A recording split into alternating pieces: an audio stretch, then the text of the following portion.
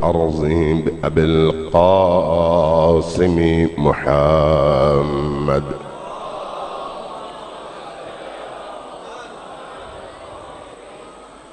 والصلاة والسلام على أولاده الطيبين الطاهرين المعصومين الميامين واللعنة الدائمة على أعدائهم أجمعين من يوم عداوتهم إلى قيام يوم الدين.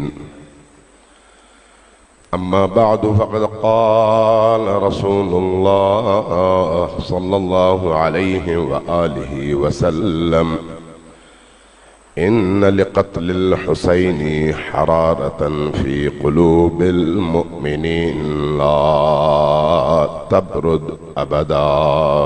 صلوات بر محمد وآله.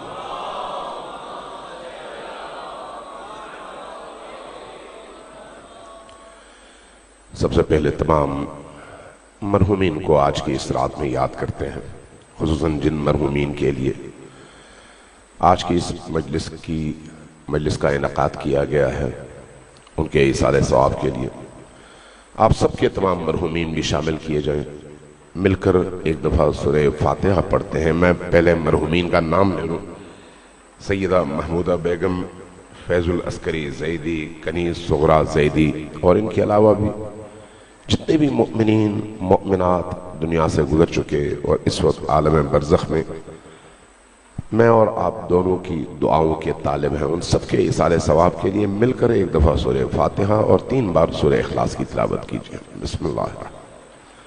الحمدللہ رب العالمین الرحمن الرحیم مالک یوم الدین ایاک نعبد و ایاک نستعین اهدنا الصراط المستقیم صراط الذین انعمت علیہم غیر المغضوب علیہم ولا الضالین۔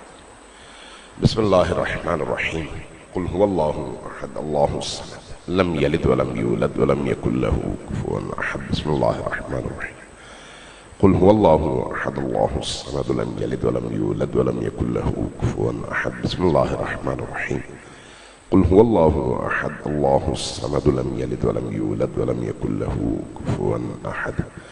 اللہ تبارک و تعالی تمام مرحومین کو حسین ابن علی کے سائے میں مقام عطا فرمائے اور ان کی برزخ کی تمام مشکلات کو دور فرمائے، اور ہم سب کو ان کے لیے ایصال ثواب کرتے رہنے کی توفیق عطا فرمائے۔ صلوات بھیجیے بر محمد و آل محمد۔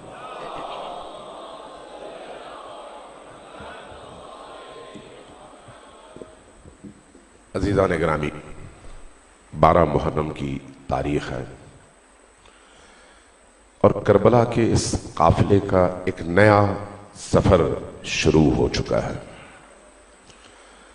کربلا کی اس پوری تحریک کے 2 حصے ہیں، ایک عصر عاشور تک اور دوسرا عصر عاشور سے لے کر تا قیام قیامت۔ یہ دوسرا سفر ہے۔ پہلے سفر کو جس سفر نے زندہ رکھا ہے، اس سفر کے ہیرو، اس قافلے کے سالار اور اس پوری تحریک کی روح رواں کا نام زینب بنت علی ہے، اور اس وقت زینب بنت علی اس کاروان کی سالار ہے۔ محرم ہم سب مناتے ہیں، شاید ہمیں نہیں اندازہ اور شاید ہم نے کبھی سوچا نہ ہو کہ اللہ کی کون کون سی ایسی حکمتیں اس عاشور کی تحریک کے پیچھے پوشیدہ ہیں، جن کی وجہ سے اس سے پہلے کے بڑے بڑے واقعات، عظیم ترین واقعات انسان بھول گیا، لیکن محرم آج تک نہ صرف زندہ ہے بلکہ اپنی روح کے ساتھ زندہ ہے۔ آپ دیکھیے، حضرت ابراہیم علیہ السلام کا واقعہ چھوٹا واقعہ نہیں ہے، نمرود کا واقعہ چھوٹا واقعہ نہیں ہے، خود نبی کریم کا اسلام لے کر آنا اور اس اسلام کو پھیلانے کے لیے بڑے بڑے واقعات، بڑی بڑی جنگیں، بڑے بڑے معجزات اور عظیم ترین لوگوں کی شہادتیں، یہ کوئی چھوٹے واقعات نہیں ہیں، لیکن وہ صرف تاریخ کا حصہ ہے۔ آج اگر دین زندہ ہے تو اس دین کی اس زندگی کے پیچھے جو جڑ اور بنیاد ہے، اس بنیاد کو عاشورہ اور کربلا کہا جاتا ہے۔ اس کی وجہ کیا ہے؟ اللہ کی وہ عظیم ترین حکمت، عظیم ترین حکمت۔ نبی کریم تشریف فرماتے ہیں، ذرا پس منظر سمجھیے اور اس روح کو سمجھیے کہ نبی کریم تشریف فرما تھے، اصحاب موجود تھے، اچانک آیت اتری، وَإِن تَتَوَلَّوْا يَسْتَبْدِلْ قَوْمًا غَيْرَكُمْ وَلَا يَكُونُوا أَمْثَالَكُمْ۔ اگر تم لوگوں نے اللہ کے دین کی طرف پشت کر لی، منہ پھیر لیا، منہ پھیرنے سے مراد کافر ہو جانا نہیں ہے، یعنی تم نے اس پر عمل چھوڑ دیا، اس کی روح کو چھوڑ دیا، ظواہر کو پکڑ لیا اور روح سے عاری ہو گئے، اگر ایسا ہوا فَإِن تَتَوَلَّوْا، تم نے پشت کر لی، تو کیا ہوگا؟ يَسْتَبْدِلْ قَوْمًا غَيْرَكُمْ، اللہ تبارک و تعالی کسی اور قوم کو یہ ذمہ داری دے گا، اس کو اٹھائے گا، اور جب اس کو اٹھائے گا تو وہ پھر تمہاری طرح نہیں ہوں گے، فَلَا يَكُونُوا أَمْثَالَكُمْ، وہ تمہاری طرح نہیں ہوں گے۔ آیت اتری۔ اب یہ جو روایات ہیں اس آیت کے شأن نزول میں، یہ روایات میں بخاری اور مسلم سے نقل کر رہا ہوں، کسی شیعہ مفسر سے نہیں، کسی شیعہ روایت یا شیعہ حدیث سے نہیں۔ جب یہ آیت اتری، اصحاب موجود تھے، صحابہ نے نبی کریم کی طرف دیکھا، عرض کیا یا رسول اللہ، یہ جس قوم کے بارے میں اللہ نے آج آپ کو مخاطب کر کے یہ آیت نازل فرمائی ہے، یہ قوم کون سی ہے جو دین کی طرف پشت کرے گی، جو دین سے رخ موڑ لے گی؟ فرمایا تم۔ یا رسول اللہ ہم؟ ہاں ہاں تم، چونکہ قوم تم ہو، خطاب تم سے ہے، میں واسطہ ہوں اس خطاب کو تم تک پہنچانے کا۔ قرآن یہی کہہ رہا ہے، ان تتولوا، اگر تم نے پشت کیا۔ تو عرض کیا یا رسول اللہ اگر وہ قوم ہم ہیں، اب یہ قرآن کی آیت ہے جس کو کوئی جھٹلا تو نہیں سکتا، یہ کوئی حدیث نہیں ہے کہ کہا جائے اس کی سند کمزور ہے، راوی کمزور ہے، نہیں، راوی خود جبرائیل ہے، ناقل رسول اللہ ہے، اور یہ آیت قرآن کا حصہ ہے، اور نبی کریم کے اپنے دور میں نازل ہوئی ہے، اصحاب کی موجودگی میں نازل ہوئی ہے، اصحاب نے پوچھا ہے، رسول نے بیان کیا ہے، اور مصداق بھی بتا دیا ہے کہ یہ آیت تمہارے بارے میں ہے، کسی اور کے بارے میں نہیں آئے۔ فرمایا کہ یا رسول اللہ اگر ہم ایسے نکل آئے آپ کے بعد، تو پھر وہ قوم جس کو اللہ ہماری جگہ اٹھائے گا وہ کون آئے؟ ابھی قبلہ حضرت سلمان فارسی کے حوالے سے فرما رہے تھے، اس لیے میں نے کہا اس کو ذرا کمپلیٹ کر لوں، آپ کے ذہنوں میں بات واضح ہو جائے۔ جب یہ پوچھا تو رسول کریم نے اپنے ارد گرد دیکھا سلمان فارسی موجود ہیں، ان کے کندھے پہ ہاتھ رکھا اور فرمایا یہ اور اس کی قوم ہوگی جس کو اللہ اٹھائے گا، اور پھر وہ تمہاری طرح نہیں ہوں گے، وہ پھر زندگی کے آخری لمحے تک اور خون کے آخری قطرے تک میدان میں کھڑے رہیں گے، دین کا دفاع کریں گے، دین کو سربلند کریں گے، اور اللہ کی توحید کا پرچم دنیا میں لہرائیں گے۔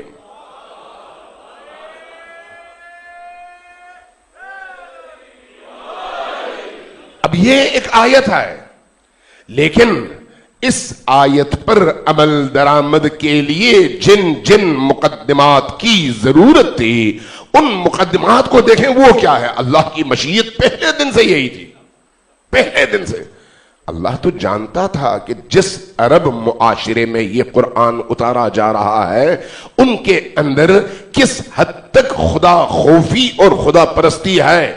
سب ایسے نہیں ہے، کچھ بہت اچھے، کچھ درمیانے، کچھ نچلے، لیکن اصل امتحان تب شروع ہوتا ہے جب نبی کی آنکھیں بند ہوتی ہیں اور نبی کے بعد کا نیا دور شروع ہوتا ہے۔ اور پھر ہم دیکھتے ہیں کہ ایک ایسا وقت آتا ہے کہ دین اپنے ظواہر کے ساتھ باقی ہے۔ ظواہر کیا ہے؟ جس حسین ابن علی نے عاشور کے اس واقعے کو تخلیق فرمایا ہے. عاشور کے خالق حسین ابن علی، حسین ابن علی ہیں جنہوں نے عالم انسانیت کی رگوں میں ایک تازہ خون تزریق کر کے، انجیکٹ کر کے اس پوری عالم انسانیت کو جینے کا شعور اور مرنے کا سلیقہ سکھایا. یہ حسین ابن علی ہے. اب سوال یہ ہے کہ جب حسین ابن علی نے کربلا کا وہ بازار سجایا ہے، مقتل کربلا بازار ہے. کون سی بازار؟ وہ بازار جہاں پر کسی نے کچھ بیچنا ہے اور دوسرے نے کچھ خریدنا ہے. دنیا بھی اسی طرح سے ہے، لیکن اس دنیا میں بہترین بازار کربلا کا میدان ہے. آج بھی وہ بازار گرم ہے، لیکن ہو سکتا ہے خریدار اور فروخت کرنے والے بدل گئے ہوں. حسین ابن علی نے کربلا کا جو معرکہ سجایا ہے، اس معرکے کے پس منظر میں اگر دیکھیں تو ایک بہت بڑا سوال پیدا ہوتا ہے. وہ یہ کہ حسین ابن علی کیوں اٹھے تھے؟ آج بھی بعض ناصبی یہ سوال کرتے ہیں. یزید تو نماز پڑھتا تھا، یزید کے دور میں مسجدیں آباد تھیں. کسی نے کبھی سنا ہے کہ یزید کے دور میں کسی مسجد پر پابندی لگی ہو؟ نہیں سنا. آج کے دور میں آپ سنیں گے کہ فلان مسجد پر پابندی لگ گئی، امام بارگاہ پر پابندی لگ گئی، فلان مقرر پر پابندی لگ گئی. لیکن اس دور میں ایسا نہیں تھا. کبھی آپ نے سنا کہ حج پر کسی نے پابندی لگائی ہو؟ نہیں، حج تو ہو رہا تھا. اور حسین ابن علی مکہ سے اسی حج ہی کو چھوڑ کر عراق کا سفر اختیار کرتے ہیں. حج آزاد تھا، لوگ حج کر رہے تھے. حج بھی آزاد، نماز بھی آزاد، مسجدیں بھی کھلی ہوئی، زکوٰۃ جو دینا چاہے دے، حکومت نے جو ٹیکسز لینے ہیں وہ حکومت لیتی رہے. تو پھر وہ اسلام ہے کیا؟ یہ سارا کام تو ہو رہا ہے.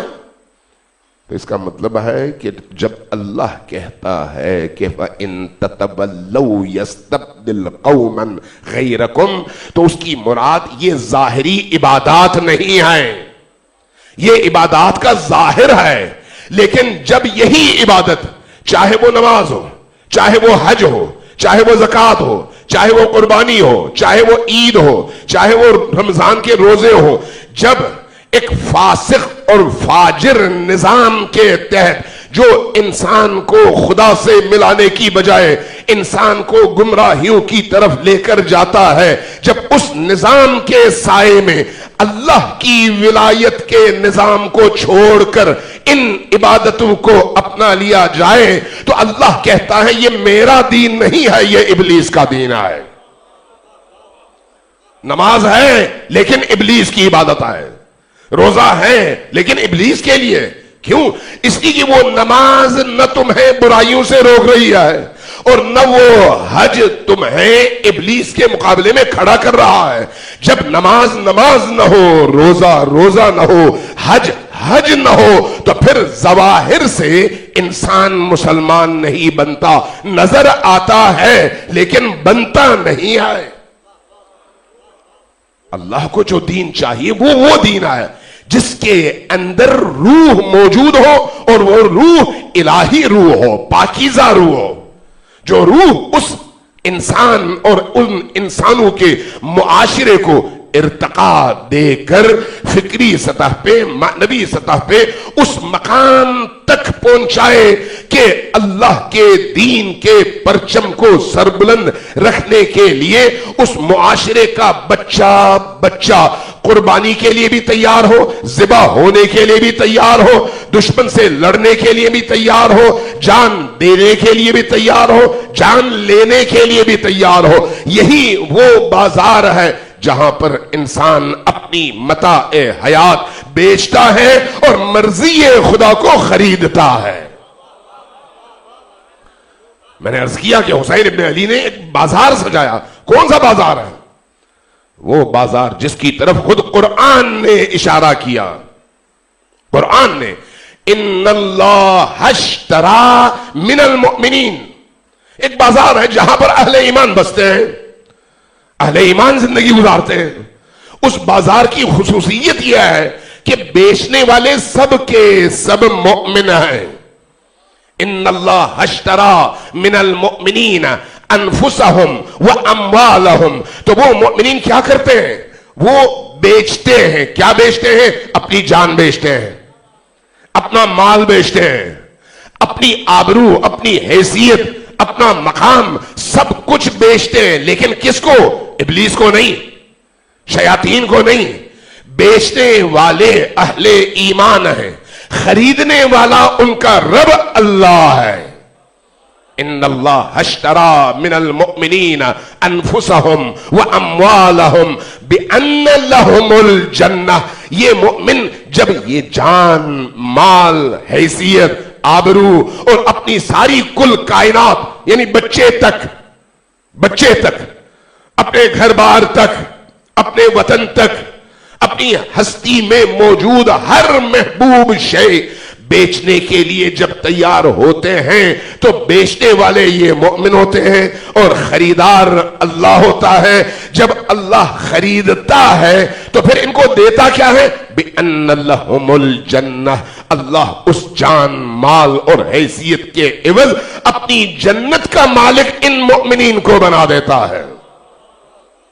इन्नल्लाह हश्तरा मिनल मुमिनीन अनफुसहुम व अम्वालहुम बिअन्न लहुमुल जन्नह। अल्लाह उनको जन्नत का मालिक बना देता है। अब ये जो जन्नत का मालिक बनते हैं और बेचते हैं, कैसे बेचते हैं? कैसे बेचते हैं? कैसे? मेरे पास जान है, मैंने कैसे बेची? मेरे पास माल है, मैंने कैसे बेचा? जब जान देने की बारी आए तो जान हथेली पर लेकर मैदान में उतरते हैं। जब माल देने की बारी आए तो माल सारे का सारा कुर्बान करने को तैयार हो जाते हैं। अगर किसी के पास 1 रुपया है वो भी देता है, 1 करोड़ है वो भी देता है। रुपए की कसरत और किल्लत वहां पर मेयार नहीं बनती, जो उसके पास मता है। इसलिए अल्लाह की निगाह में कभी भी दौलतमंद को ज्यादा और गरीब को कम सवाब नहीं मिलता। अल्लाह के यहां अमीर को ज्यादा और गरीब को कम नहीं मिलता। आप कहेंगे अमीर ने करोड़ लगाया और गरीब ने 10 रुपया, तो 10 और करोड़ में तो फर्क है। लेकिन अल्लाह के उस निजाम में कीमत उस मिकदार की नहीं है, दिल की है। दिल की। दिल जितना पाकीज़ा होगा और तबके इखलास में रखकर, इखलास की ट्रे पर जितने पाकीज़गी के साथ, इखलास के साथ इंसान अपनी जान, माल, हैसियत, आबरू अल्लाह के दीन की बका और दिफा के लिए पेश करेगा, चाहे कम से कम माल हो, उस इखलास की बुनियाद पर अल्लाह उसको कबूलियत का अजीम तरीन शरफ अता फरमाएगा। इन्नल्लाह हश्तरा मिनल मुमिनीन अनफुसहुम व अम्वालहुम बिअन्न लहुमुल जन्नह। अब ये कैसे पेश करेगा? जब देखेगा कि दीन पर हमला हो रहा है, जहां जबान इस्तेमाल होनी है वहां जबान इस्तेमाल करेगा, जहां हाथ इस्तेमाल होना है वहां पर हाथ इस्तेमाल करेगा, जहां कुछ नहीं हो सकता वहां पर उस बुराई और बुरे अमल और बुरे लोगों की निस्बत दिल में कभी भी मोहब्बत पैदा नहीं होने देगा, चाहे उसका अपना बाप ही क्यों ना हो, अपना भाई ही क्यों ना हो। चूंकि मेयार रिश्ते नहीं है, मेयार खुदा से रिश्ता है, अहलुल बैत से रिश्ता है। जहां खुदा और अहलुल बैत से रिश्ता मेयार बन जाए वहां पर फिर इंसान खूनी रिश्ते नहीं देखता। लिहाजा क्या करेगा? जान लेकर आएगा जहां पर जान देनी आए, और उसका नतीजा ये होगा फयुक्तलून व यक्तुलून या फयक्तुलून व युक्तलून। जहां कत्ल करना हो वो तलवार लेकर आएंगे, अल्लाह के दुश्मनों को मारेंगे, और जहां पर खुद कत्ल होकर बचा सकते हो वहां पर अपनी जान लेकर आएंगे, दुश्मन के तलवार के सामने पेश होंगे, मुकाबला करेंगे, सर कटाएंगे। लेकिन उस सर के कटने के नतीजे में ये जो खून बहेगा, ये इस्लाम के उस तनावर लेकिन खुशकीदा और अंदर से दीमक ज़दा बदन को, पैकर को, तने को एक नई हयात देकर उसको जिंदा कर देगा। اس کا بدن تو مر جائے گا لیکن یہ خود ہمیشہ کے لیے زندہ ہو جائے گا.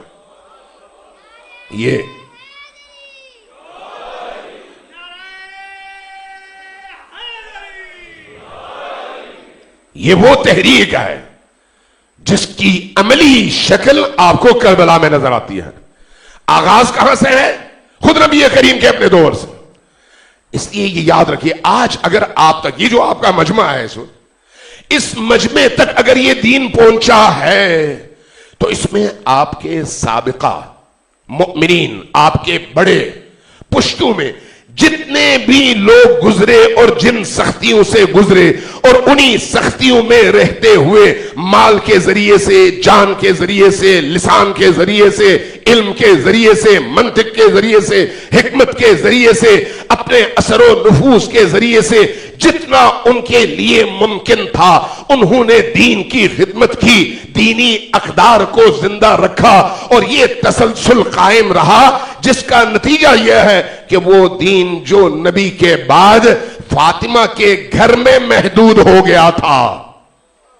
تھوڑی دیر کے لیے سوچئے، وہ دین جو غدیر میں 1,20,000 کے مجمع میں پیش کیا گیا اور غدیر کے بعد رسول کی وفات کے بعد فاطمہ کے گھر میں مقید ہو گیا چند افراد کے درمیان، آج وہی دین چلتے چلتے جب کربلا میں پہنچا ہے تو اس کی شکل 72 کی تھی، اور جب آج کی دنیا میں آج کے اس 8.5 ارب انسانی معاشرے تک پہنچا ہے تو ہم دیکھتے ہیں کہ پوری دنیا کے اندر جہاں جہاں اس دین کا پیغام پہنچا ہے وہاں وہاں کفر کو جان کے لالے پڑ گئے ہیں، شرک کو جان کے لالے پڑ گئے ہیں، نفاق کو جان کے لالے پڑ گئے ہیں. وہ نمازی جو اندر سے کھوکھلے تھے وہ بھی بے نقاب ہو گئے، وہ دشمن جو اندر سے دشمن تھے لیکن باہر آپ کے سامنے بھائی بنتے تھے وہ بھی بے نقاب ہو گئے ہیں، کفر بھی بے نقاب ہو گیا ہے، شرک بھی بے نقاب ہو گیا ہے. اور آج جب ہم 2025 اور 26 میں جی رہے ہیں تو کربلا کی وہ تاثیر جو عصر عاشور حلقوم حسین ابن علی سے، علی ابن علی، حسین ابن علی کی زبان مبارک سے جو نعرہ، جو صدا، جو ندا بلند ہوئی تھی، حل من ناصر ینصرنی کی، آج ہم دیکھتے ہیں کہ 8.5 ارب انسانوں کے اندر وہ روح اتنی پینیٹریٹ کر گئی ہے کہ تمام دنیا اس سرمایہ دارانہ نظام کا حصہ ہے، لیکن اس کے مقابلے میں ایک گروہ جن کا ہتھیار حسین حسین ہے، جن کا نعرہ حسین حسین ہے، جن کا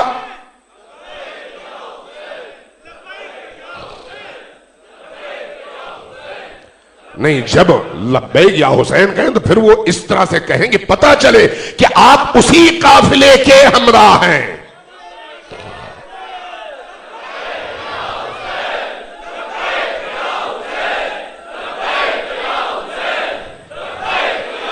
عزیزان محترم، یہ وہی نعرہ ہے، یہ وہی نعرہ ہے جو کربلا میں حسین ابن علی نے بلند فرمایا.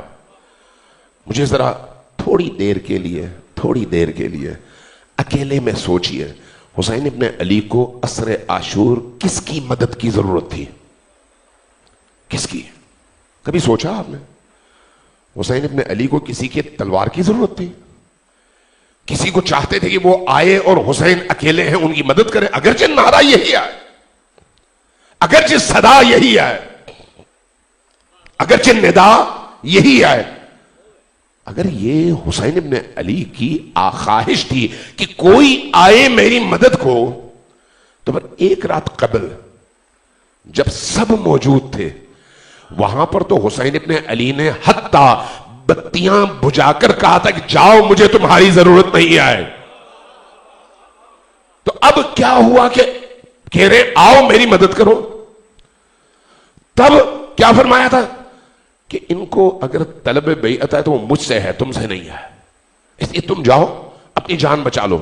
جب اصحاب نے عجیب ولولے کے ساتھ حسین ابن علی کے حقیقی ساتھی ہونے کا ثبوت دیا اور یہاں تک کہہ دیا کہ یا مولا اگر اللہ ہمیں 1000 بار یہ جان دے اور ہر بار ہم یہ جان قربان کریں، تن سر تن سے جدا ہو اور ہمارے لاشوں کو آگ لگایا جائے اور اس آگ لگنے کے بعد لاش کے پرخچے اڑ جائیں، راکھ بن جائے، راکھ فضا میں اڑ جائے، دوبارہ اللہ زندہ کرے، دوبارہ زندگی دے، 1000 بار ایسا ہو، تب بھی ہم آپ کا ساتھ نہیں چھوڑیں گے، آپ ہی کے ساتھ جیئیں گے اور آپ ہی کے ساتھ جام شہادت نوش کریں گے۔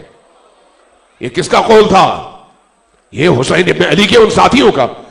تو حسین ابن علی اس وقت کہہ رہے تھے کہ جاؤ، میں تمہیں اجازت دیتا ہوں۔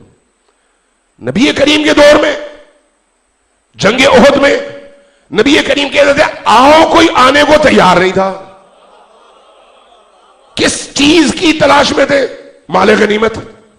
مال غنیمت کی لالچ اتنی پڑی کہ 70 مسلمان شہید ہو گئے۔ نبی کریم پر آنے والی، اترنے والی ان آیات پر غور کریں۔ آیات کیا کہتی ہیں؟ آیات یہی بتاتی ہیں کہ ابھی ایمان کا وہ مرحلہ نہیں آیا، ابھی دنیا کی محبت تمہارے دلوں سے نکلی نہیں آئے، ابھی تم ان آزمائشات سے نہیں گزرے۔ جو چند لوگ گزرے وہی یا سلمان بنے یا ابو ذر بنے یا مقداد بنے۔ چند لوگ، چند، اہل البیت کی بات ہی نہیں ہو رہی، صحابہ کی بات ہو رہی ہے۔ تو اس لیے اس دور میں اس طرح کی آیتوں کا نزول بتاتا ہے کہ جو اللہ کا منصوبہ ہے وہ تا قیام قیامت ہے، اور اللہ نے ہر موقع کے لیے حکمت تیار کر کے رکھی ہوئی ہے کہ کب کس کو اٹھانا ہے، کس کے ذریعے سے کتنے بڑے فرعون کی ناک رگڑوانی ہے، اور کس طرح سے زمانے کے بڑے سے بڑے فرعون کو ناکوں چنے چبوانے پر مجبور کرنا ہے اور اسلام اور مظلومین کو عزت دینی ہے۔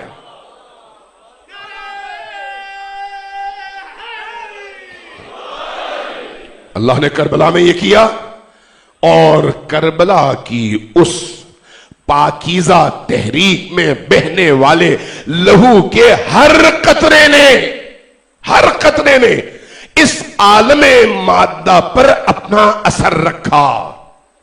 آج آپ یہاں پر اللہ کی عبودیت کرتے ہیں، اسی مسجد میں اللہ کی بندگی بجا لاتے ہیں۔ میں نے بعض اہل اللہ سے، عرفاء سے، اولیاء اللہ سے یہ جملہ سنا، کہنے لگے، میں نے خود حدیث نہیں دیکھی، ان سے میں نے سنا، کہنے لگے کہ دنیا میں جہاں کہیں پر بھی کوئی ایسی جگہ جہاں پر اللہ کے خالص بندے آ کر نماز پڑھیں، اللہ کی عبودیت کریں، بندگی کریں، اور وہ زمین سجدگاہ بن جائے، تو یقین کرو کہ حسین ابن علی کے مقتل سے کوئی خاک کا ذرہ اڑا ہے، وہاں پر گرا ہے۔ جہاں جہاں کربلا کی مٹی کے ایک ذرے نے پہنچ کر تبدیلی پیدا کر دی ہے، وہ یہ ہے کہ وہ زمین سجدگاہ بن گئی ہے اور مسجد بن گئی ہے۔ جتنی بھی آپ کو عبودیت، بندگی اور اللہ کی راہ میں جذبہ نظر آتا ہے، ان سب کا منشا اور ان سب کی بنیاد آپ کو کربلا میں ملتی ہے۔ کربلا اس معرکے کا نام ہے، اس معرکے کا۔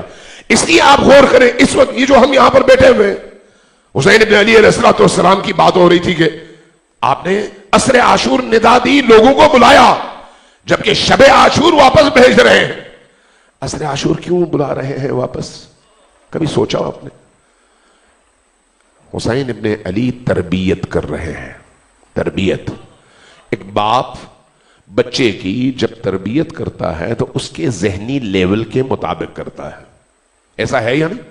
آپ اگر اپنے بچے کو لے کر مارکیٹ میں جاتے ہیں اور اس کو بہت سارے کھلونے لے کر دیتے ہیں، ساتھ میں کہیں پر جا کے آئس کریم لے کے دیتے ہیں، کہیں پر جا کے آپ اس کو مٹھائیاں لے کر دیتے ہیں، جب اس کو لے کر گھر کی طرف آ رہے ہوتے ہیں گاڑی میں، آپ اسے کہتے ہیں بیٹا ایک مٹھائی مجھے بھی دو گے؟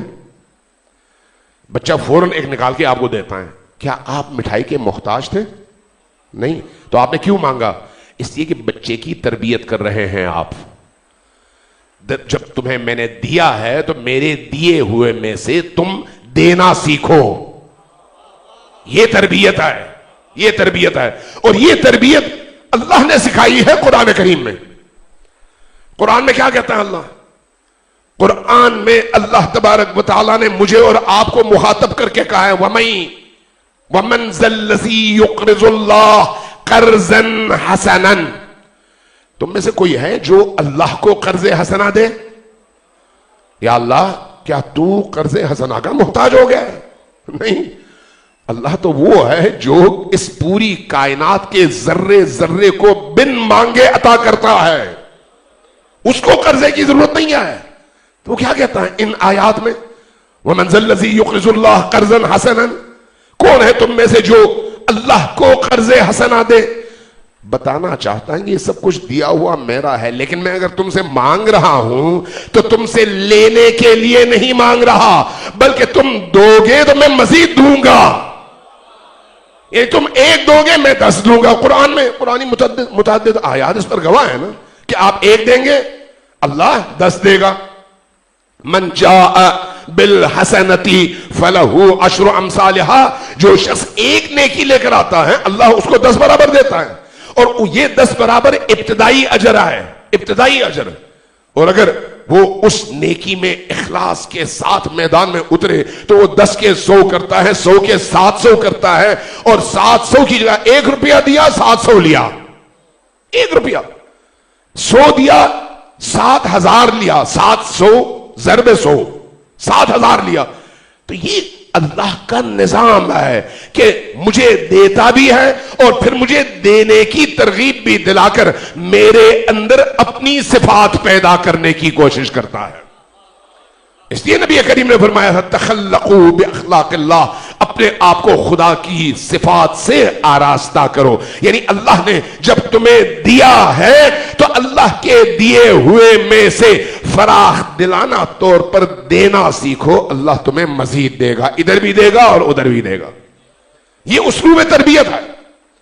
اس لیے قرآن نے دوسری جگہ اسی طرح سے ہمیں متوجہ کیا کیا ان تنصر اللہ ینصرکم ویثبت اقدامکم، اگر تم اللہ کی نصرت کرو گے تو اللہ بھی تمہاری نصرت کرے گا. یا اللہ تجھے میری مدد کی ضرورت پڑ گئی ہے، میں کیا تو میری مدد کیا. تو اللہ کیا کہتا ہے مجھے مدد کی ضرورت نہیں ہے، خود تمہیں مدد کی ضرورت ہے.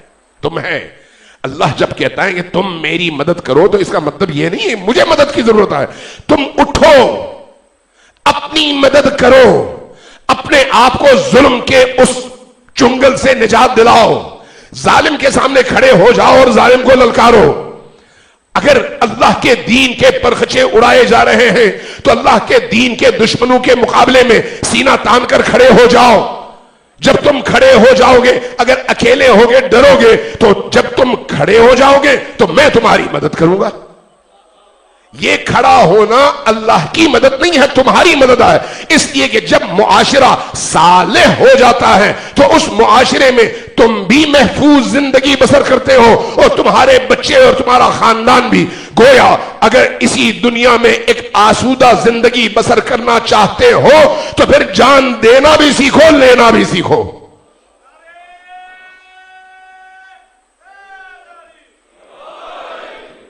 ان اللہ، اس لیے آگے کہتا ہے خود اللہ. یہ جو لوگ کہتے ہیں اللہ کچھ کرے گا، اللہ مقدر تبدیل کرے گا، اللہ ہماری مدد کرے گا، کوئی نہیں کرتا اللہ مدد.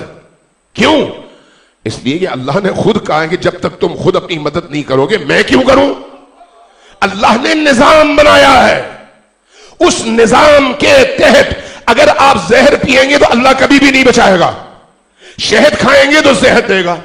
اللہ کے اس نظام میں شہد کا کام زندگی میں اضافہ کرنا اور صحت دینا ہے، اور زہر کا کام زندگی میں کمی اور زندگی واپس لینا ہے. اس نظام کے مطابق اگر زندگی بسر کرو گے تو عزت بھی پاؤ گے، سربلندی بھی پاؤ گے، اور دشمنوں پر فتح بھی حاصل ہوگی. لیکن اگر اس نظام سے ہٹ کر صرف دعاؤں پر اکتفا کرو گے تو کوئی دعا کام نہیں آئے گی جب تک اس دعا کے پیچھے عمل نہیں ہوگا اور سنت الہیہ کے مطابق وہ اس سانچے میں تم ڈھلو گے نہیں. ان اللہ لا یغیر ما بقوم حتی یغیروا ما بانفسہم. اللہ کسی قوم کی حالت तब तक नहीं बदलता जब तक वो कौम खुद अपनी हालत न बदले। अगर जैदी साहब और उनकी फैमिली ने ये इमाम बारगाह न बनाई होती तो यहां पर मजलिस ना होती। तो क्या हुआ, उन्होंने इमाम बारगाह बनाई, मजलिस हुई, आहिस्ता आहिस्ता मजलिस शुरू हुई, आज इतना बड़ा मजमा लगता है, इतने बड़ी तादाद में लोग आते हैं और दीन खुदा की बातें होती हैं। किसने किया? बज़ाहिर किया ज़ैदी साहब ने, लेकिन पीछे अल्लाह ने चाहा, इन्होंने किया, अल्लाह ने मदद दी, आज इतना बड़ा मजमा आपको नजर आता है। करने का हुक्म अल्लाह का था, अगर ये न करते तो ये आपको मंजर नजर ना आता। आप अगर घर से न उठते, यहां पर न आते, तो न इस महफिल और मजलिस में शरीक हो पाते, न इसका फैज हासिल कर पाते। तो किसने किया? आपने खुद। लेकिन कब किया? जब आप में यह शऊर पैदा हुआ कि अल्लाह ने मुझे उठने, कदम उठाने, चलने, मंजिल तक पहुंचने और वहां पर पहुंचकर अपने हदफ के हुसूल के लिए जिद्दोजहद का हुक्म दिया है। मैं अपना काम करूं, अल्लाह अपना काम करना जानता है कि वो कैसे करे। हुसैन इब्न अली की पूरी तहरीक इसी फलसफे और इसी रूह और मानवियत से इबारत तहरीक है। इमाम हुसैन अलैहिस्सलाम ने इसलिए जब आवाज दी, हल मिन नासिरिन यंसुरनी, क्या कोई है जो मेरी मदद करे? तो वो कैसी मदद? उस वक्त क्या, जरा थोड़ी देर के लिए अकेले में सोचें कि इमाम हुसैन को उस वक्त मदद अगर कोई मिलती तो इमाम हुसैन का क्या फायदा होता? क्या इमाम हुसैन मजीद जीना चाहते थे? क्या इमाम हुसैन को कोई मदद देता तो आपके वो जाननिसार तरीन साथी, बच्चे, जवान, भाई, वो सारे जिंदा होके वापस लौट आते? नहीं। तो हुसैन इब्न अली को किस लिए मदद चाहिए थी? हुसैन इब्न अली कह रहे हैं, आओ मेरी मदद करो, लेकिन मुराद यह है कि उठो, अपनी मदद करो, खुद को उस जहन्नम से निकालो और इस जन्नत में पहुंचाओ। इसके लिए तुम्हारा उस लश्कर से इस लश्कर में आना जरूरी है। बस सिर्फ तुम मुझे अपना हाथ दो, मैं तुम्हें निजात दिलाऊंगा। तुम्हें मदद की जरूरत है, मुझे नहीं। तुम्हें मदद की जरूरत, तुम डूब रहे हो, तुम जहन्नम में जा रहे हो, और मैं चूंकि अल्लाह का अब्द, अल्लाह का वली और अल्लाह की हुज्जत हूं, इसलिए हुज्जत खुदा, रहमत खुदा का मजहर होता है। रहमत खुदा की हमेशा ख्वाहिश ये होती है कि कोई भी इंसान जहन्नम न जाए, लेकिन अगर कोई उस रहमत के साये में ना आना चाहे तो 10 दफा जाए। हुसैन इब्न अली रहमत खुदा के मजहर के तौर पर लोगों को बुला रहे हैं कि आओ मैं तुम्हें निजात दिलाऊं, आओ मैं तुम्हें बचाऊं, लेकिन अल्फाज यूं इस्तेमाल कर रहे हैं, हल मिन नासिरिन यंसुरनी, हल मिन मुगीसिन युगीसुनी। अब अल्लाह के इस वली ने करबला में एक आवाज दी। ये आवाज करबला के उस मैदान में असर आशूर गूंजी और खत्म हो गई? नहीं, खत्म नहीं हुई। ये आवाज जिंदा है। ये आवाज कहां जिंदा है? रूह की दुनिया में, आलम मलकूत में ये आवाज जिंदा है, बिल्कुल हजरत इब्राहिम की निदा की तरह से। हजरत इब्राहिम अलैहिस्सलाम ने जब खाने खुदा की तामीर की, जरा ऊंची आवाज से सलवात भेजिए बर मोहम्मद वाले।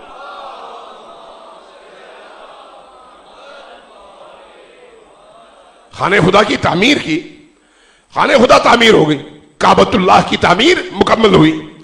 अल्लाह की तरफ से निदा आई, ए इब्राहिम अब लोगों को आवाज दीजिए।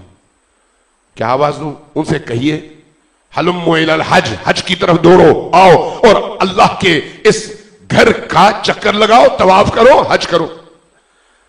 हदीस में बिहारुल अनवार की हदीस है कि हजरत इब्राहिम अलैहिस्सलाम ने अल्लाह की तरफ रुख किया, सर उठाया।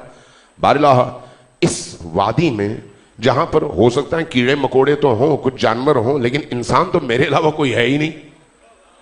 तो मैं किसको निदा दूं, किसको बुलाऊं? अल्लाह की तरफ से वही उतरी, फरिश्ता वही लेकर आया, ए इब्राहिम तुम्हारा काम है निदा देना। किसने आना है नहीं आना वो मुझ पर छोड़ दो, मैं अपना काम जानता हूं। तुम्हारी आवाज किस तक पहुंचानी है ये मेरा काम है, तुम्हारा काम है निदा बुलंद करना। इब्राहिम ने निदा दी। अहादीस कहती हैं कि हजरत इब्राहिम की निदा को अल्लाह ने अरहाम में मौजूद बच्चों तक भी बाप की पुष्ट में मौजूद उन जर्रों तक भी और आलमे जर में मौजूद उन मौजूदात तक भी पहुंचाया जिस मौजूद ने जितनी बार हजरत इब्राहिम की निदा पर लब्बैक कहा उतनी बार अल्लाह ने इस दुनिया में आने के बाद उन सबको हज्जे बैतुल्लाह का शरफ बख्शा। यह आलम मलकूत की बात है, अल्लाह का काम वही जानता है। इसलिए हम ज़ियारत रजबिया में ये जो ज़ियारात है ना, ये सिर्फ सवाब के लिए नहीं आए, ये ज़हन में रखें। ये मुकम्मल एक आइडियालॉजी है, चाहे वो ज़ियारत नाहिया हो, एक आइडियालॉजी है अगरचे करबला से मुताल्लिक़ है। ज़ियारत आशुरा हो, एक आइडियालॉजी है अगरचे करबला के वाक़े के साये में है। ज़ियारत अमीनुल्लाह है, विलायत के साये में एक आइडियालॉजी है। ज़ियारत जामे कबीरा है, विलायत के साये में एक आइडियालॉजी है कि इमामत किसको कहते हैं और विलायत किसको कहते हैं। ये सारी ज़ियारात हैं, पढ़िए इन ज़ियारात को, सवाब की खातिर ना पढ़ें। ये सवाब कमाने के लिए नहीं है, इंसान की निजात के लिए है, इंसान के शऊर को सातवें आसमान तक पहुंचाने के लिए है, इंसान को हैवानियत से निकालकर अशरफुल मखलूकात की उस मंजिल तक पहुंचाने के लिए है जहां पर अल्लाह फरिश्तों को मुखातब करके कहता है मैंने जिस बशर की तख्लीक के लिए ये सारी जहमतें की हैं उसका शाहकार ये इंसान है, देख लो। उस मकाम तक पहुंचाने के लिए है। इसलिए इंसान के सामने तरक्की की मंजिलें और मनाजिल बहुत ज्यादा है। अब इसी पर गौर कर ले कि अल्लाह तबारक व तआला ने हजरत इब्राहिम के जरिए से यह निदा दी और इस निदा के नतीजे में आलमे जर में मौजूद वो इंसान जिन्होंने बाद में आना था, जिसने लब्बैक कहा, अल्लाह ने उसको तौफीक दी। हम ज़ियारत रजबिया में इमाम हुसैन को मुखातब करके पढ़ते हैं अस्सलामु अलैका या दाई अल्लाह, ए अल्लाह की तरफ दावत देकर बुलाने वाले, निदा बुलंद करने वाले दाई, आप पर मेरा सलाम हो। सलाम इबादत है, लेकिन ये जो दाई अल्लाह होने का अकीदा है, ये आपकी इमामत का वो नजरिया है जो आप इसी जियारत की शक्ल में अपने आप को बावर कराते हैं कि मैंने जिस इमाम के दामन को पकड़ा है वो अल्लाह और मेरे दरमियान वास्ते फैज है, उसके अलावा मैं रब तक पहुंच ही नहीं सकता। उसकी निदा पर मैं लब्बैक कहूंगा तो पहुंचूंगा। ये जो अज़ादारी है सैयद शुहदा है, ये उसी निदा ये हल मिन नासिर का जवाब है। ये जो आप कल परसों आज इसके बाद जब कभी मौका मिलता है, कहीं पर इस तरह का इक़दाम होता है, आप उठते हैं, निकलते हैं हुसैन की याद में, या हुसैन कहते हुए, नंगे पैर, गर्मी में, सियाह लिबास में, पसीने में थक कर ये सब कुछ मातमदारी करते हैं। आप सीना को भी करते हैं, अलम निकालते हैं, जुलजना निकालते हैं, मुख्तलिफ जो आसार हैं मुहर्रम है उन सब का इजहार करते हैं। क्यों? ताकि उस निदा का जवाब देकर आप जुलजनाह की बागें पकड़कर कह सकें कि मौला हुसैन, अगर अब भी आपके बेटे महदी बरहक की आवाज बुलंद हो तो मैं इसी तरह से तैयार होकर निकला हूं, फौरन लब्बैक कहूंगा और उनकी मदद के लिए पहुंच जाऊंगा। ये आप अमली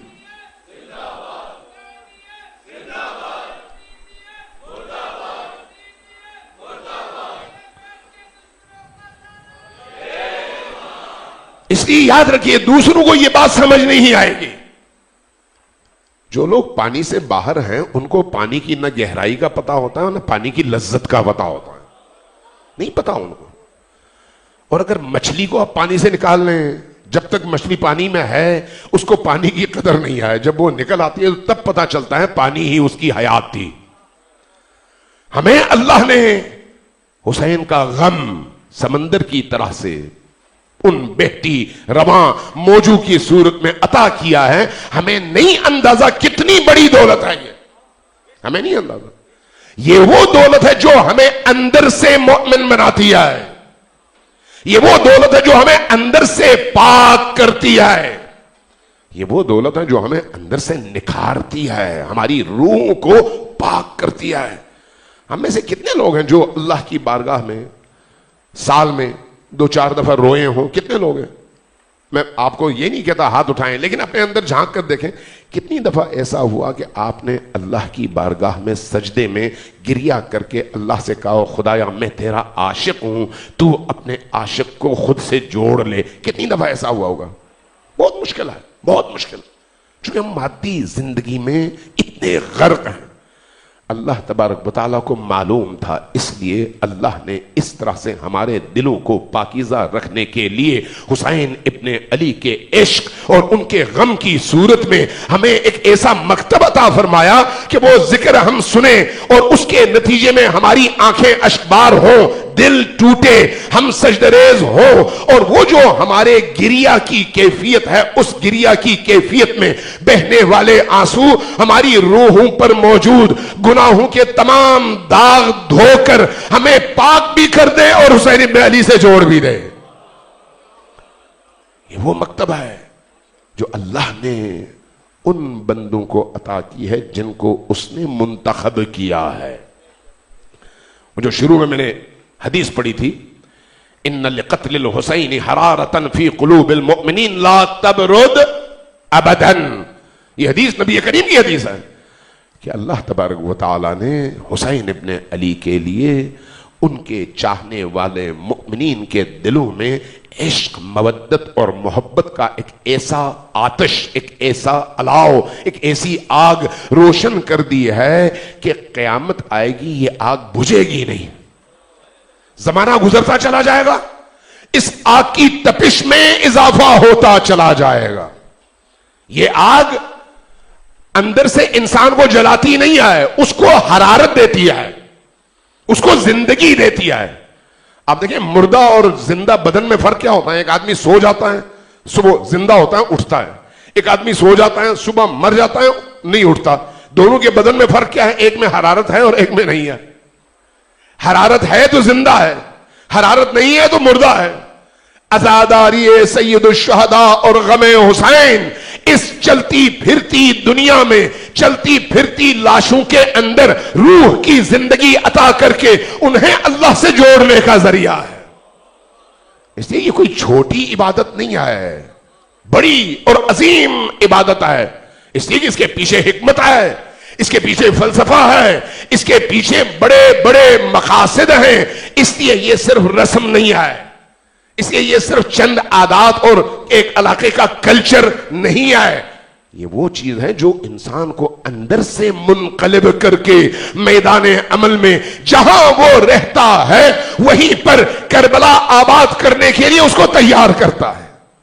یہ وہ دولت ہے جو اللہ نے اس کو عطا کیا ہے. اس لیے ان عزاداریوں کی قدر و قیمت بھی اتنی ہی زیادہ ہے. آپ نے اہل البیت علیہ السلام کی یاد، محبت، زیارت اور ان کے عشق کے حوالے سے روایات پڑھی اور سنی ہوں گی.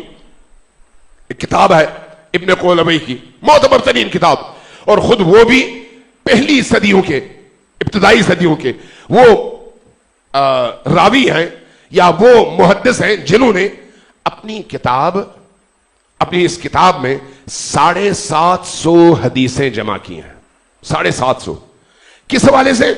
اہل البیت کی زیارت کے فلسفے، ثواب، اس کی روح اور اس کے مقاصد کے حوالے سے. 750 احادیث. کتاب کا نام کیا ہے؟ کامل الزیارات. 750 احادیث. معصومین کتنے ہیں؟ 14 معصومین میں باقی 13 معصومین کے حوالے سے ٹوٹل 250 احادیث ہیں. ٹوٹل 250 احادیث 13 معصومین کے حوالے سے. لیکن ایک حسین ابن علی کے حوالے سے 500 احادیث ہیں. 500. کیوں؟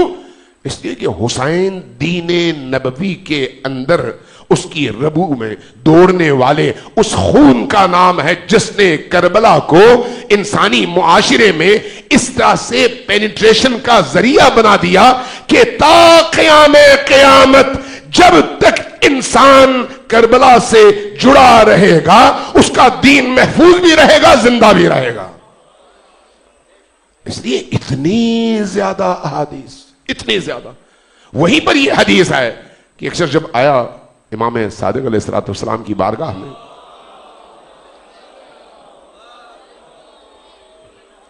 عرض کیا یا ابن رسول اللہ میں مدینہ سے آیا ہوں، عراق سے آیا ہوں. کہا اچھا بڑا لمبا سفر کر کے آیا ہو؟ جی.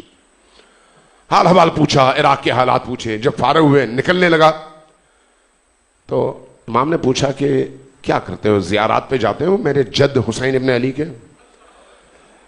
عرض کیا یا ابن رسول اللہ دل تو بہت چاہتا ہے لیکن جا نہیں پاتا. کیوں؟ اس لیے کہ رستہ تکفیریوں اور نواسب کے ہاتھ میں ہے، اگر ان کو پتہ چلے تو وہ میری جان لے لیں گے، اس لیے ڈرتا ہوں. تو کہا پھر کیا کرتے ہو؟ کہا روز اپنے گھر کی چھت پہ کھڑا ہو جاتا ہوں، کربلا کی طرف رخ کرتا ہوں، کرنے کے بعد کہتا ہوں السلام علیک یا ابا عبداللہ الحسین، اے حسین آپ پر میرا سلام. دل سے یہ کام کرتا ہوں. فرمایا اگر تم دل سے کرتے ہو تو تمہیں وہی ثواب ملے گا جو کربلا جا کر زیارت کرنے کا ثواب ہے. نہیں پہنچ سکتے کوئی بات نہیں، اپنے گھر میں، اپنی چھت پر، اپنے گھر میں ذکر حسین کی محافل کو زندہ رکھو. گھر نورانی ہو جائے گا، دل نورانی ہو جائے گا. دل. راوی آیا، عرض کیا یا ابن رسول اللہ حسین ابن علی علیہ الصلوۃ والسلام کی زیارت کا ثواب زیادہ ہے یا حج کا؟ فرمایا کہ زیارت کا. وہ کیسے؟ فرمایا کہ اگر تم حسین ابن علی کی ایک زیارت کرو گے تو تمہیں ایک قبول شدہ حج کا ثواب اللہ عطا کرے گا. پریشان ہوا، عرض کیا یا ابن رسول اللہ ایک قبول شدہ حج ایک زیارت کے عوض؟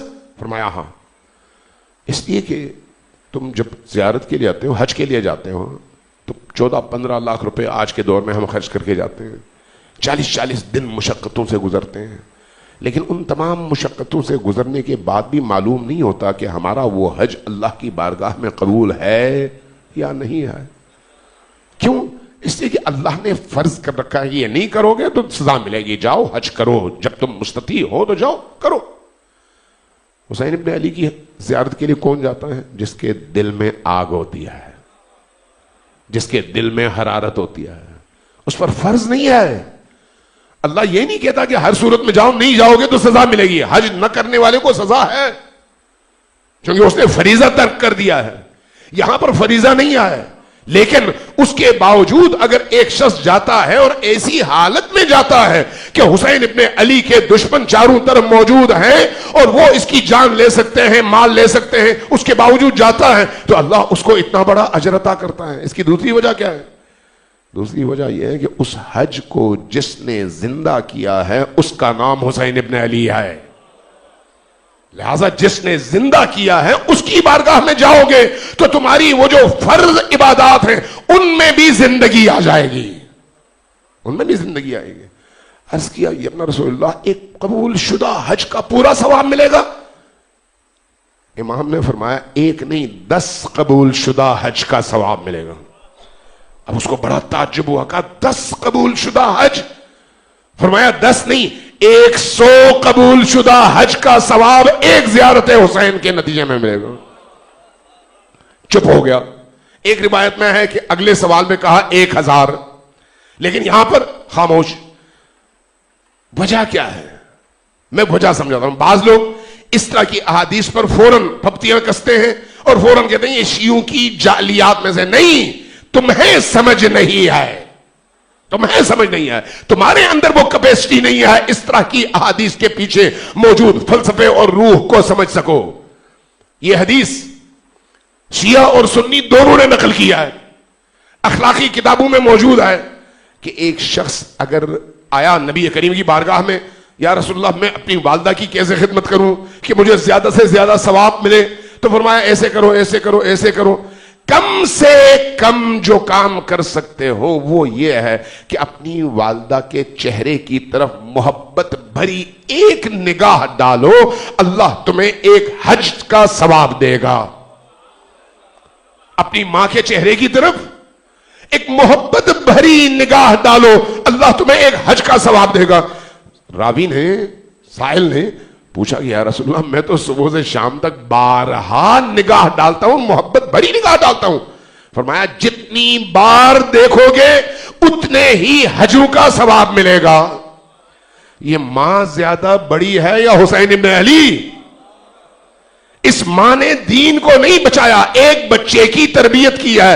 عمل کے اعتبار سے بھی ہو سکتا ہے اس کی زندگی میں 1000 گناہ ہو، لیکن چونکہ اس نے اللہ کے ایک مخلوق کو پالا پوسا، جنم دیا، تربیت کی، اس رشتے کی وجہ سے اللہ نے اس بچے کو اس ماں کے چہرے کی طرف دیکھنے میں ایک نگاہ اٹھانے کا ثواب ایک حج دے دیا. اب ذرا سوچئے کہ وہ حسین ابن علی جس نے یزید کے دور میں حج چھوڑ کر کربلا کا رخ کر کے اپنا اور بچوں کا خون دے کر ایک حج نہیں پورے دین کو حیات بخشی، اور اس کی وجہ سے اب دین تا قیام قیامت زندہ ہے.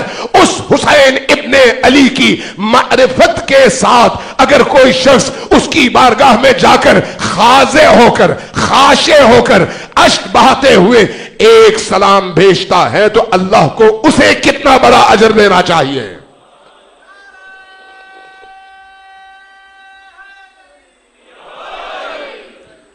عزیزان من، ٹائم ہو گیا، ختم ہو گیا. یہ یاد رکھیے، حسین ابن علی پر اشک اللہ کی طرف سے بہت بڑا انعام ہے، بہت بڑا انعام. یہ اشک اور اشک بہانے کی توفیق ہر ایک کو نہیں ملتی. آپ اپنی مرضی سے ذرا مجھے رو کر دکھائیں، مجھ سے آپ انعام لے لیں. اپنی مرضی سے آپ رو نہیں سکتے. اگر ہم میں سے کسی کے باپ، کسی کی والدہ، کسی کا بھائی، کسی کا حتیٰ جوان بیٹا مر جائے نا، 2 دن 4 دن 5 دن اشک آتے ہیں، اس کے بعد پھر آنکھیں خشک ہو جاتی ہیں، پھر آدمی رو نہیں پاتا. یہ کیسی کیفیت ہے کہ 1400 سال پہلے حسین شہید ہوئے ہیں. ہم نے حسین ابن علی کو نہ دیکھا اور نہ اس مظلومیت کے مناظر کو اپنی آنکھوں سے دیکھنے کی ہم میں صلاحیت ہے. 1400 سال کا زمانہ گزر چکا ہے. آج بھی کسی محفل میں جب کبھی حسین ابن علی کا نام لیا جائے تو دل تھرانے لگتے ہیں اور اشک بہنے لگتے ہیں. کیوں ایسا ہے؟ یہ وہ اثر ہے جو خون حسین کا ہے. یہ وہ اثر ہے.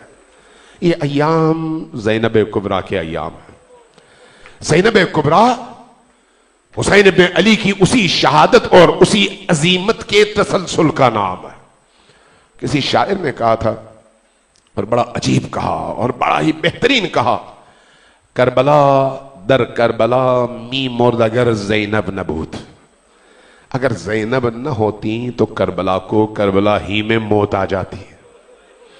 کربلا کو کس نے زندہ کیا ہے؟ زینب کبریٰ نے اپنی مظلومیت کے ذریعے سے، لیکن شیر خدا کی بیٹی کی حیثیت سے، اپنے خطبوں کی تلوار سے، اپنے عزم سے، اپنے حوصلے سے، اپنی شجاعت سے. آپ دیکھیے کربلا سے لے کر دمشق تک یہ بی بی کن کن مصیبتوں سے گزری ہے، کن کن مصیبتوں سے. کربلا میں وہ جو آخری لمحہ ہے نا، ہولناک ترین لمحہ ہے، جب تل زینبیہ کے اوپر زینب کھڑی ہوں اور نیچے ترائی میں حسین ابن علی کی گردن کاٹی جا رہی ہو. آپ تصور کر سکتے ہیں کہ زینب کے قلب مبارک پر کیا گزری ہوگی؟ ایک ایک پل قیامت سے بڑا تھا زینب کبریٰ کے لیے، جب وہ اس انداز میں بھائی کو قتل ہوتے ہوئے اور چھری سے کٹتے ہوئے دیکھ رہی تھی. اور زینب کبریٰ نے دیکھا ہے وہ کیسا پل ہوگا جب اسی بی بی نے اپنی آنکھوں کے سامنے خیموں کو جلتے ہوئے دیکھا ہوگا، اور ان جلتے ہوئے خیموں سے چھوٹی چھوٹی بچیاں اور بچے نکل نکل کر صحرائے کربلا میں آنکھوں سے روپوش ہو رہے ہوں گے. راویوں نے لکھا ہے کہ کربلا میں حسین ابن علی کی شہادت کے بعد بعض نے 22 اور بعض نے 28 کا تذکرہ کیا ہے کہ چھوٹے چھوٹے بچے تھے، چھوٹے چھوٹے بچے. یہ سارے کے سارے بچے کتنی سال کے؟ 4 سال 5 سال 6 سال 7 سال. لیکن جب آگ لگی ہوگی تو ان بچوں کی کیفیت کیا ہوگی؟ ایک بچہ 5 خواتین سے ایسے موقع پہ سنبھالا نہیں جاتا. یہاں پر ایک زینب ہے اور اتنی بڑی تعداد میں چھوٹے چھوٹے بچے ہیں اور سب کے لبوں پر کوئی محمد کو یاد کرتا ہے, کوئی کسی اور کو یاد کرتا ہے. یہ معصوم بچے صحرائے کربلا میں یوں بکھرتے چلے جاتے ہیں اور روتے چلے جاتے ہیں, اور زینب کبریٰ ان میں سے ایک ایک بچے کو دوبارہ سمیٹتی ہے اور جمع کرتی ہے. آپ اندازہ لگا سکتے ہیں مظلومیت حضرت زینب سلام اللہ علیہا کا. جب 11ویں کی شام, جب اسی کربلا کے میدان میں ان اسیروں کو سوار کرایا گیا, میں اس کی تفصیل میں نہیں جاتا, ٹائم نہیں ہے. جب سوار کرایا گیا تو زینب کبریٰ نے ایک ہی آرزو کی, پہلی دفعہ ایک چیز مانگی. وہ کیا؟ کہا کہ ظالموں, اب جب تم ہمیں اسیر کر کے لے جا رہے ہو ایک خواہش پوری کر دو. وہ کیا ہے؟ ہمیں پہلے اپنے شہداء کے درمیان میں سے گزرنے دو. یہ خواتین کسی کا شوہر ہے, کسی کا بھائی ہے, کسی کا بیٹا ہے, لاشیں میدان میں بکھری پڑی ہیں اور ان لاشوں کے گردن پہ سر نہیں ہے, اور صرف سر نہیں ہے نہیں بلکہ اس سے بھی آگے وہ لاشیں اس حالت میں ہیں کہ ان کے اوپر سے گھوڑے دوڑا دیے گئے ہیں. اب وہ لاشیں پہچانی نہیں جا رہی, اور زینب کبریٰ ان لاشوں کے درمیان اس خانوادہ رسول کو لے کر جانا چاہتی ہیں. اجازت مل جاتی ہے. اب ذرا زینب کے اس کو ہے استقامت ہستی کو اور ان کے پہاڑ جیسے دل کا حال دیکھیں. جیسے ہی سواریوں پر سوار ہو کر زینب کبریٰ پہنچی, باقی مخدرات عصمت و طہارت پہنچی, ایک دفعہ ایک ایسی کیفیت طاری ہو گئی, ایک ایک کر کے ہر بی بی اس اونچی سواری سے خود کو زمین پر گرانے لگی. اور جو بھی بی بی گری, جس انداز میں گری, ہاتھ بندھے ہوئے ہیں, پاؤں بندھے ہوئے ہیں, جس طرح سے گری ہوں گی آپ تصور کیجئے. اور جب اس طرح سے گری ہیں تب بھی انہیں اپنے درد کی پرواہ نہیں تھی. اپنے گھٹنوں کے بل ایک ایک شہید کے پاس یہ بیبیاں جاتی تھی. جس شہید کا جو بھی بیبی جس شہید سے متعلق تھی اس لاش پر پہنچ کر وہاں پر بین کرتی اور روتی چلی جاتی. زینب کبریٰ بھی حسین ابن علی کے لاش مبارک پر تشریف لائیں, لیکن کس کیفیت میں؟ جب اس لاش کو دیکھا تو اس لاش کے گردن کے قریب آئیں, سر کٹا ہوا ہے, موجود نہیں ہے, جھکی اپنے ہونٹ کٹی ہوئی گردن کے ان رگوں پر رکھی جن کو شمر کے خنجر نے کاٹا تھا. اس لیے بعض علماء نے بیان کیا ہے, آیت اللہ نجفی مرعشی مرحوم بڑے خدا رسیدہ بزرگ تھے, انہوں نے یہ روایت نقل کی ہے. واقعی انسان اندر سے منقلب ہو جاتا ہے. کیا بیان کیا؟ وہ کہتے ہیں جب دربار شام میں زینب کبریٰ پہنچی نا تو منظر یہ تھا کہ یہ سارے کے سارے اسیر, ہاتھوں میں زنجیریں, گردنوں پہ زنجیریں بندی ہوئی چبوترے پر بٹھائی گئی ہیں اور چاروں طرف مجمع عام ہے. ایسے موقع پر حسین ابن علی کا اور علی اصغر کا سر ایک تشت میں رکھ کر یزید کے سامنے پیش کیا گیا. یزید شراب میں مصروف ہے اور اس کیفیت میں ایک دفعہ وہ خبیث خناس اپنے ہاتھ کے جام میں سے کچھ گھونٹ پیتا ہے اور پینے کے بعد باقی انڈیلتا ہے اس تشتری پر جس میں سر حسین ہے. جیسے ہی یہ واقعہ ہوا حضرت سکینہ زینب کبریٰ سے چمٹ گئی, روتے ہوئے کہنے لگی, پھوپھی اماں میرے بابا کے ساتھ ایسا بھی ظلم ہونا تھا. آیت اللہ نجفی مرعشی یہاں پر ایک واقعہ نقل کرتے ہیں, کہتے ہیں کہ یہ ہر آنکھ نے نہیں دیکھا, یا زینب نے دیکھا یا سکینہ نے دیکھا. کیا دیکھا؟ دیکھا کہ حسین نے آنکھیں کھولی, ان تمام اسیروں کو ایک ایک کر کے دیکھا. دیکھنے کے بعد جیسے ہی نگاہ حضرت زینب پر ٹکی تو گویا نظر جھک گئی. نظر جھکتے ہی گویا عالم معنی میں زینب سے مخاطب ہیں, زینب میں کس زبان سے تمہارا شکریہ ادا کروں؟ تم نے میرے بعد میرے اس قافلے کو جس طرح سے سنبھالا, تم نے میرے بعد جس طرح سے ان معصوم یتیم بچوں کو سنبھالا, جس طرح سے خیمے سے تم نے میرے یادگار سید الساجدین کو بچا کر نکال لیا, جس طرح تم نے کوفہ اور شام کے بازاروں میں ان زنجیروں میں بندے ہونے کے باوجود میرے ان معصوم بچوں کی حفاظت کی، زینب میں کس طرح تمہارا شکریہ ادا کروں؟ تم نے حقیقی معنوں میں میری اس تحریک اور میرے اس مقصد کو بچا لیا ہے، ان تمام مظلومیتوں سے گزر کر، اور اب بھی یزید کی آنکھوں میں آنکھیں ڈال کر جب تم اے یزید کہہ کر پکار رہی ہو تو تمہارے لہجے میں علی کا لہجہ ہے، اور تمہارے ہر جملے میں ذوالفقار کی کات ہے، اور بتا رہی ہے کہ تم علی کی بیٹی ہو اور حسین کی بہن۔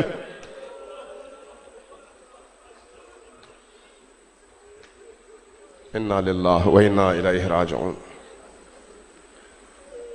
وسيعلم الذين ظلموا أي منقلب ينقلبون۔ ماتم حسین۔